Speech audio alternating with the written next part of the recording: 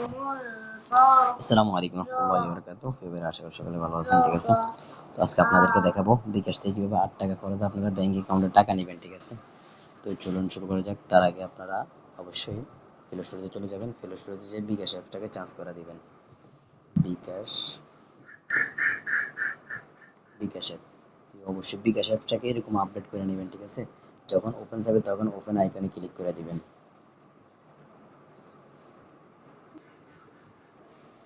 এখানে আসার পরে আপনারা একটু উপরের দিকে উঠে নেবেন, ঠিক আছে। উপরের দিকে উঠানোর পরে এতটুকু আসবেন। এতটুকু আসার পরে এদিকে টান দিবেন, ঠিক আছে। এদিকে এগুলোর এদিকে টান দিবেন। এই দেখেন এখানে একটা আসবে এই অপশনটা, ঠিক আছে। এনপিএসবি এনপিএসবি এখানে ক্লিক করে দিবেন। একদম প্রথমে আপনার কাজ হবে আপনি বেনিফিশিয়ারিটা অ্যাড করে নেওয়া। তবে একটা কথা মাথায় রাখবেন, বেনিফিশিয়ারি অ্যাড করার আগে যে সিম যার বিকাশ আইডি কার্ড দিয়ে খোলা তার প্রয়োজন হবে। কারণটা কি, এখানে তারা ভেরিফাই করতে হবে, তার চোখের মুখটা ভেরিফাই করবে। আমি সাধারণ একটু আপনাদেরকে একটু বলে দিই কিভাবে করবেন, ঠিক আছে। আমি বেনিফিশিয়ারিতে প্রথমে টিপ দিব। আমি অলরেডি এখানে 3টা অ্যাকাউন্ট অ্যাড করা আছে। ব্যাঙ্ক অ্যাকাউন্ট অ্যাড করুন, এখানে টিপ দিয়ে দিবেন। এখানে টিপ দেওয়ার পরে আপনি চাইলে এসএমএস এখানে দেয় এমকাশ রকেট এগুলো ব্যবহার করতে পারেন। আর যদি বলেন যে ব্যাঙ্ক অ্যাকাউন্ট, তাহলে এখান থেকে অনেকগুলো ব্যাঙ্ক অ্যাকাউন্ট আছে, ঠিক আছে। এখান থেকে যে কোনো আপনি ব্যাঙ্কগুলোর মধ্যে টাকা পাঠাতে পারবেন। ব্যাঙ্কগুলোর মধ্যে টাকা পাঠাবে সময় অবশ্যই প্রতি 1008 টাকা 50 পয়সা চার্জ কাটবে, ঠিক আছে। তো এখানে আসার পরে আপনি কথা স্ন্যাপ ব্যাংক অ্যাড করবেন।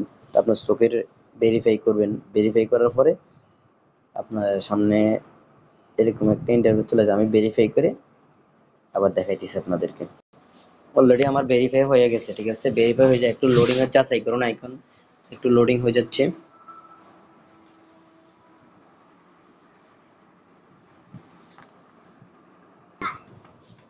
এখানে অলরেডি আমি আমার অ্যাকাউন্ট নাম্বারটা দিয়ে দিব, প্লাস আমি আমার নামটাকে দিয়ে দিলাম। একটা কথা কিন্তু মাথায় রাখবেন, এইখান দিয়ে দেখছেন একটা হোঁড়া আছে, হোঁড়াটা কিন্তু রাখা যাবে না। হোঁড়াটা ডিলিট করে দিবে, সাথে সাথে না দিয়ে এটা এগিয়ে যান চলে আসবে।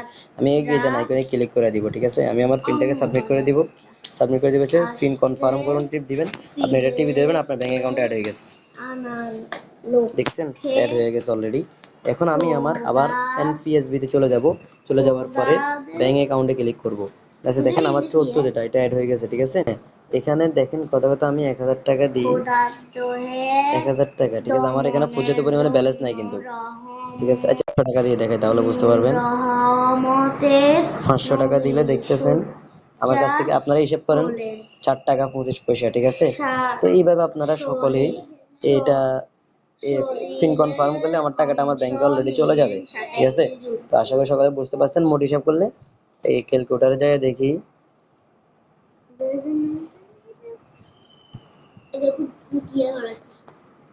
4 টাকা 25 পূরণ 2 8 টাকা 50 পয়সা, ঠিক আছে। তো আপনারা এইভাবে সকলে কাজটা করে